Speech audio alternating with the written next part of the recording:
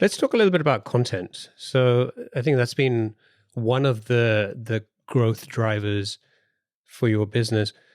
What exactly were you doing? What was the content strategy, if there was one, that you were pursuing at the time? Yeah, I mean, this is something that I've seen other companies do better and do earlier. And it's something if I could go back and do things again, or if I was starting something tomorrow, I would probably start with content and developing ourselves as a subject matter expert. Because the genius thing about content is you can produce blog posts and YouTube videos and podcasts and all of these things in a topic and space. And you've kind of chosen your TAM, your total addressable market. And that should be big, right? Especially if you want to build like a venture-backed or scalable company. You've chosen this audience you want to go after. And if you start speaking to the topic that interests them, that is also passionate for you, and you're going to build a product or an offering around it, that can transcend pivots. And so you get to build this audience, and whether you end up delivering the product you envisioned, which you probably won't, you'll probably make changes, significant ones along the way, you've still got this audience. And that's often the hardest thing. So building that audience through content, I think is exceptional to do early on. And so I wish we did it sooner, but what we did was certainly a lot of blog posts, a lot of YouTube, a lot of podcast style interviews like this one, although we didn't actually produce a podcast. We just put the videos on YouTube, those kind of things in terms of the content space.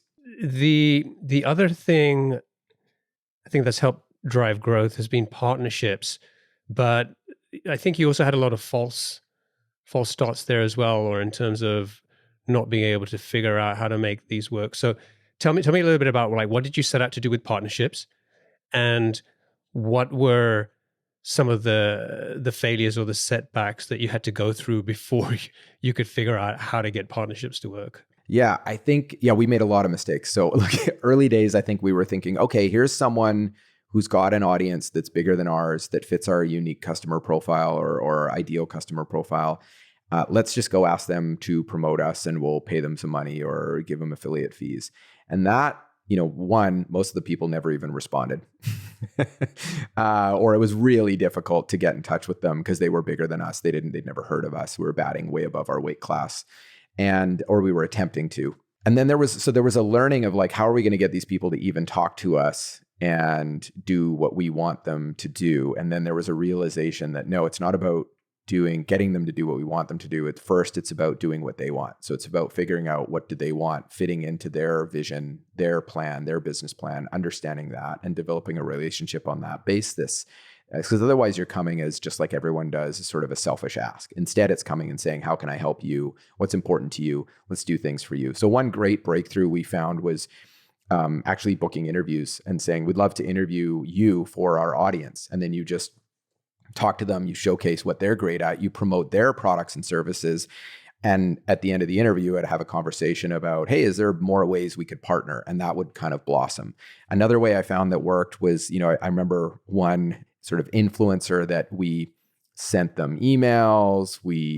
And we had some light responses, like they were really kind.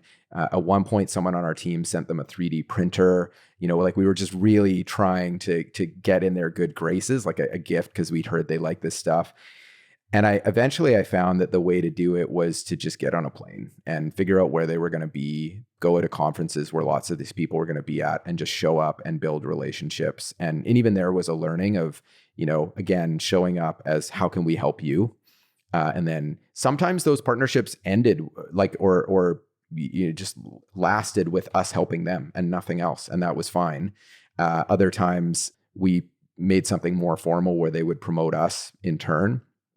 Other times we'd help them and they'd end up just promoting us in their own way on their own time. And, but really it all started with both getting on a plane and going to them, especially if they were bigger ones, and then booking interviews where we could showcase what they're good at and then ask more about how we can work and help with them and fit into their plans.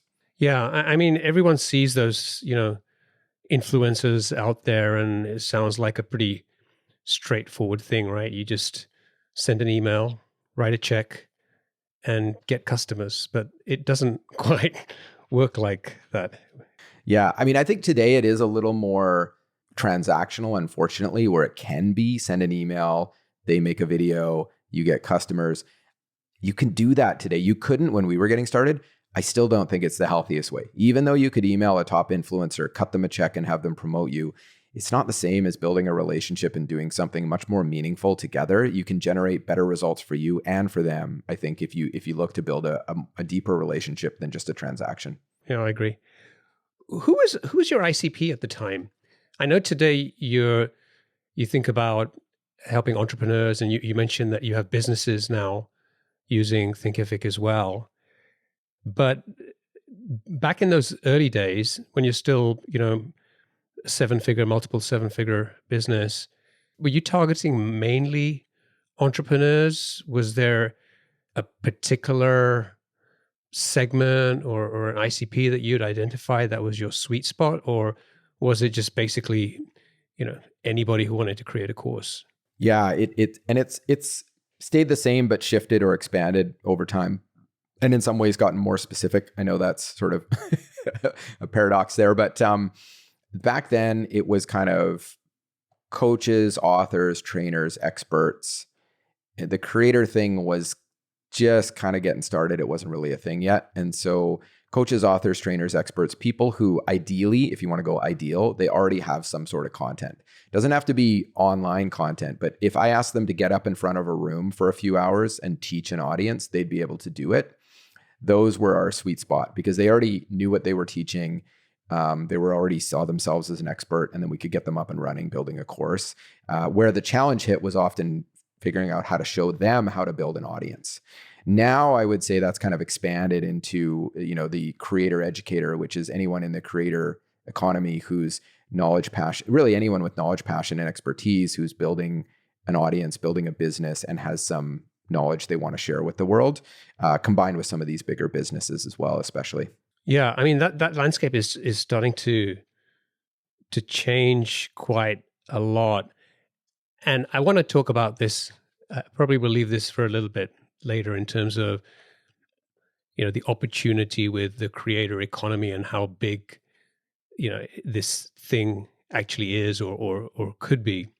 If we go back to, let's say 2016, 2017, that time, how big did you expect or hope for the business to be able to get? Like, what was your expectation at the time?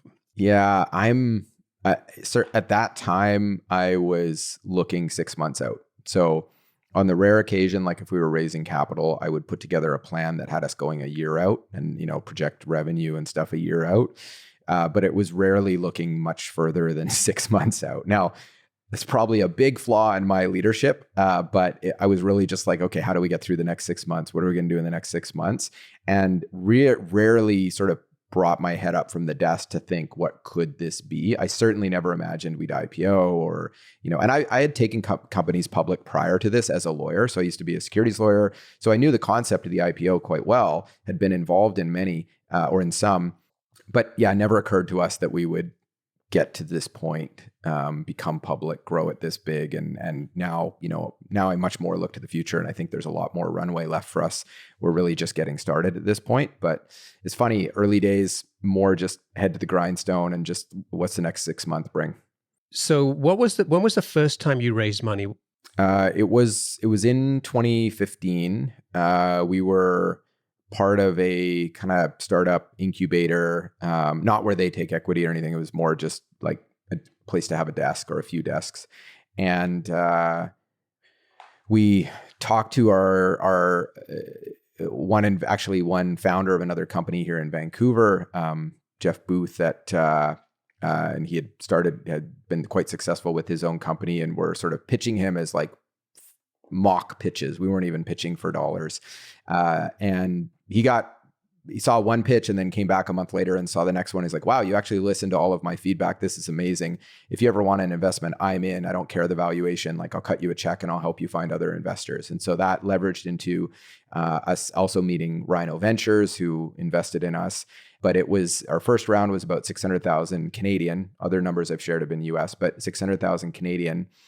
And it was funny because we shook hands on the deal to do 600,000. Some of it was Rhino and then a few other more founder type people. And It took 6 months to get the check. Now they are way faster. They're not slow to cut checks. It was me mostly dragging my feet as a lawyer and working all the details and everything. But it took 6 months to get the check. And by the time we got the check, we didn't need it.